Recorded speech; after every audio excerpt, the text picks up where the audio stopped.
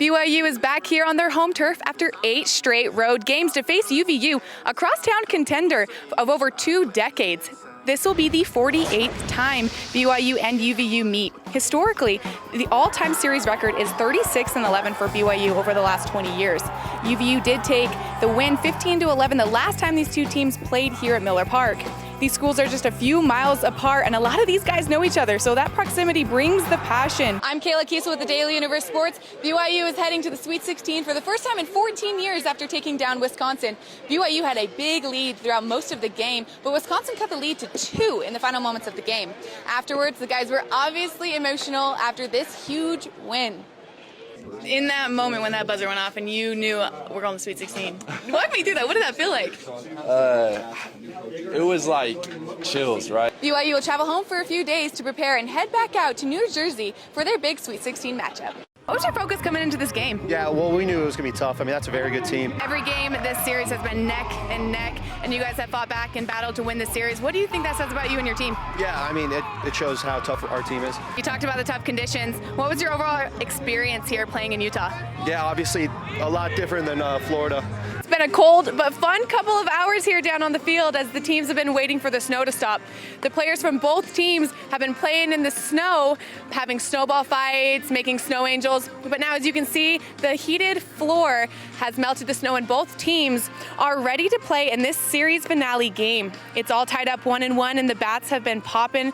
Runs have been plenty for the first 2 games, but today could come down to the pitching matchup.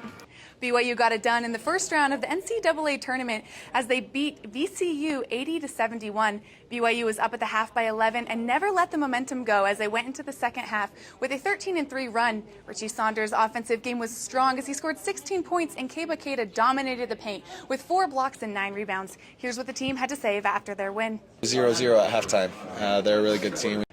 BYU will move on to play Wisconsin this Saturday. We'll be here all week, so tune into the Daily Universe Sports for more March Madness updates. Thanks, Scott. I spoke to BYU's head coach Trent Pratt prior to the series and asked him what their focus was as they prepared for West Virginia. Coach said, "We worry more about us and less about them. We know what we need to do to be good. If we worry about them too much, we're not focused on what makes us good.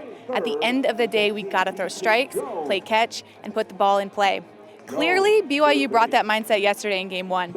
We'll see if West Virginia rebounds and ties up the series today. I think we have another fun evening of baseball ahead of us.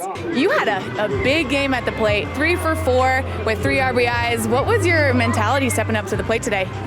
Just that I'm better than the person that's pitching in front of me, you know. You guys had a huge 7th inning scoring 8. What sparked that momentum for you guys? We just found ways to get guys on base. Hey, congratulations. Huge game for you and your team. You guys came back to tie the series. What adjustments did you make coming into the game? Honestly, we're playing for each other right now. What do you think a big comeback like this says about you and this group of guys that you have? We're resilient. We're never out of the fight, so yeah. And you had a huge night at the plate. 5 for 6, 3 home runs and 6 RBIs. What was your mentality stepping into the box? Honestly, just get some pitches up in the zone and try to do damage.